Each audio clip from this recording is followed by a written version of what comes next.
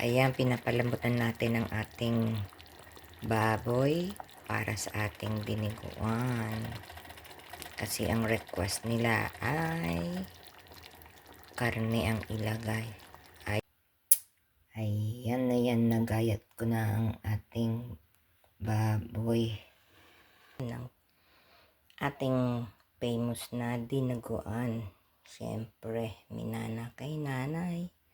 Yan ang ating mga ingredients. Yan, importante ang dugo ng baboy.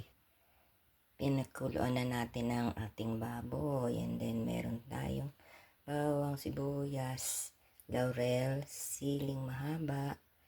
Meron tayong salt, brown sugar, vinegar. At maglalagay ako ng cornstarch kasi wala akong breadcrumbs. Okay, let's start. Ayan. Magluluto na tayo. Lagyan natin ng konting oil para mag-gisa. Ayan, igisa na natin ang ating bawang. Ayan. Konti lang naman gisa-gisa. Then, isusunod na natin ang ating sibuyas.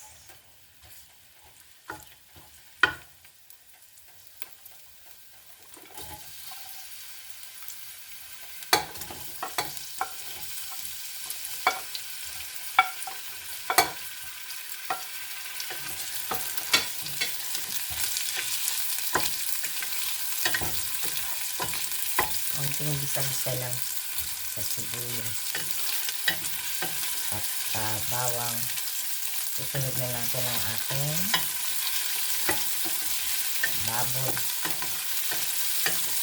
Ginamit ko ay puro laman kasi ang gusto nila yung laman. Ayaw nila ng mga ibang klase, tenga or bituka.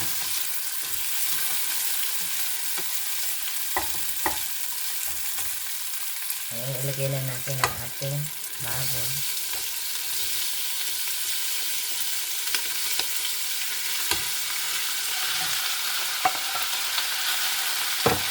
Ngayon, ilagay na natin ang ating laurel. Ito ba? Nasaan nasa? Lagyan ng laurel. Ayan.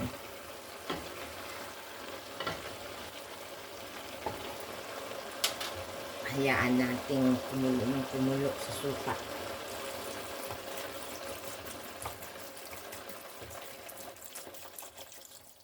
Ayan.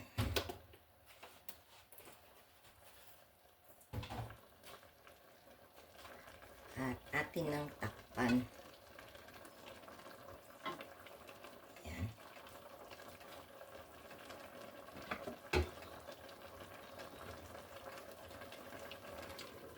Lagyan na natin ng salt.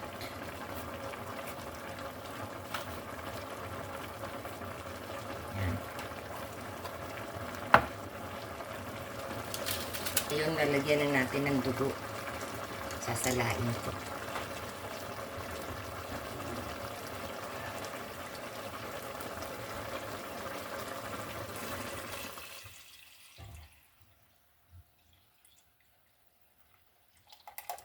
Pagka nilagyan nyo na ng dugo, huwag nyo nang tigilang haluin. Halo ng halo. Halo ng halo. Yan ang sekreto niyan para hindi makulta.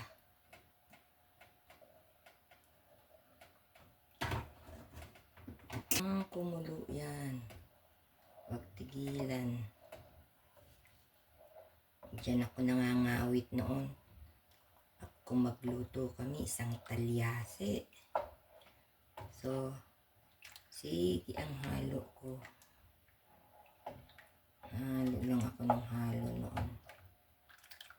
Ngawit na yung kilikili ko sa kakahalo. Kasi hintayin ko na kumuluto. Saka ko pa lang siya titimplahan ng lahat. Siyempre yung ating asukal ang importante. Asukal na pula. Pangpalasa. Ayan, dalawa ng kamay ang hawak ko. Kasi nakakapagod maghalo. Kasi ayaw na ayaw ng nanay ko yung nakukulta ang dugo. Yung nakukulta ang dugo, ibig sabihin yun namumuo ang dugo. At siya ay magagalit pag nangyari yun. Kaya siyempre, masunuring anak, kahit ngawit na ako, sige lang ang halo. Hanggang kumulo to.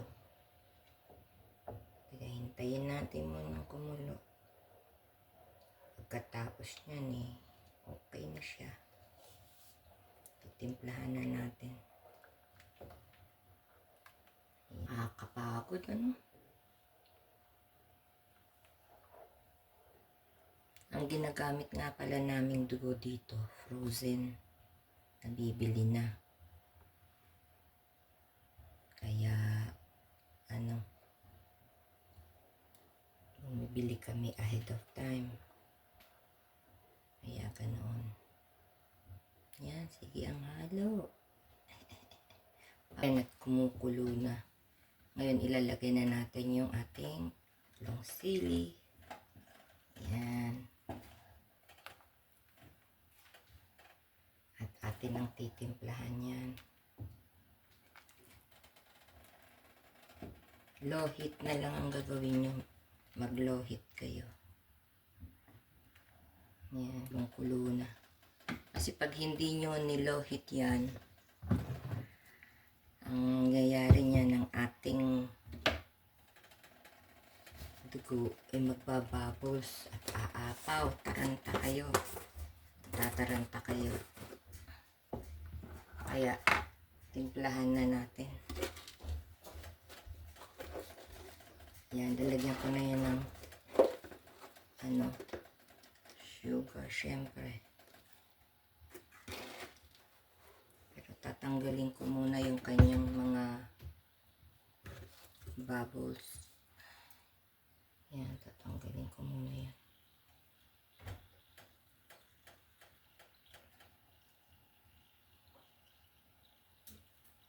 Ayaw ni Mother yan. Mga ganyan. May konting bubbles. Ito,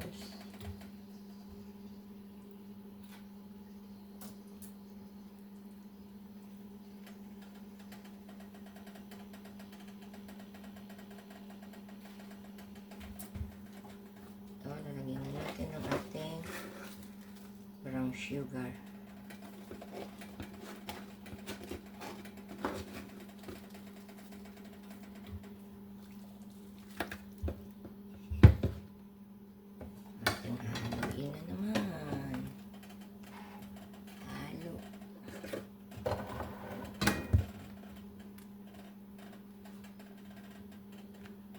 Halo ng halo hanggang ang ating dugo ay maluto.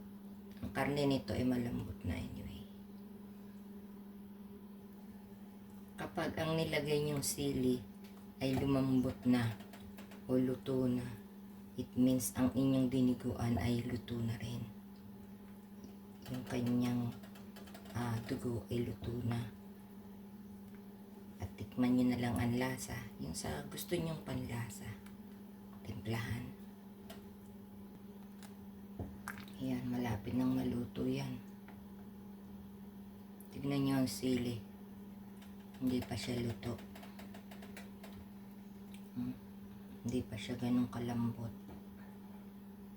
See? Kaya konti pa. Kuluan ng pakuluan. Ito ngayon, ilalagay na natin ang ating pangtalapot. Yan. Kasi kailangan medyo malapot siya, hindi yung malagnaw na malagnaw. At magiging shiny pa pag nilagyan nyo ng cornstarch. Yan.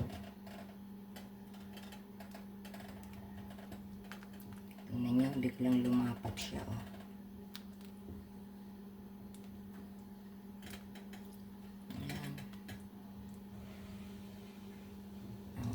diniguan. Lutong-luto na.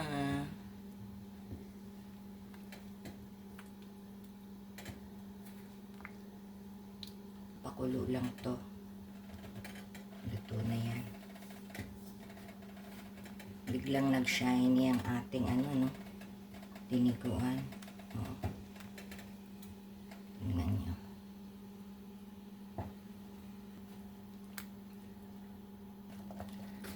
Okay mga ka-forever. Ayan, tapos na ang ating dinuguan. Lutong-luto na.